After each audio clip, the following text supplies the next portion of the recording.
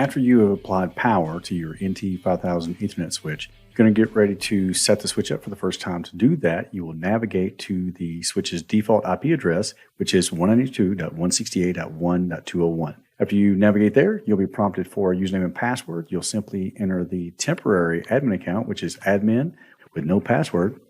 And then the switch will prompt you to create a new admin account for this switch. So we'll create a new user.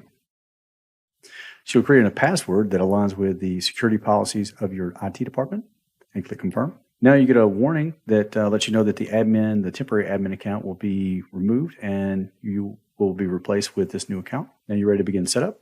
Now to begin setup, you're going to save the settings that you just changed to the startup configuration, meaning that the next time that the switch boots, it will boot from those changes. So we'll enter our credentials once more.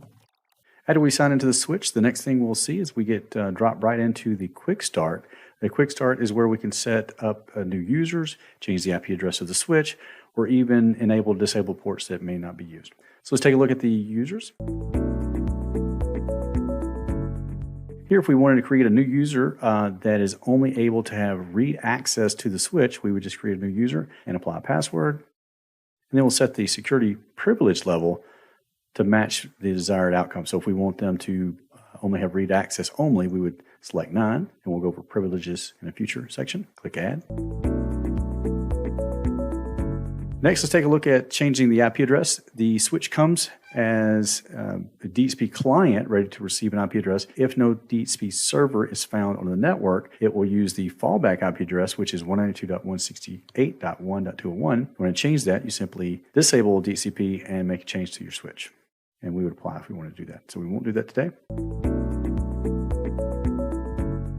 Next, let's move on to the ports. In the port section, this is where you can label ports that are connected to important key devices like your PLC and maybe your I/O.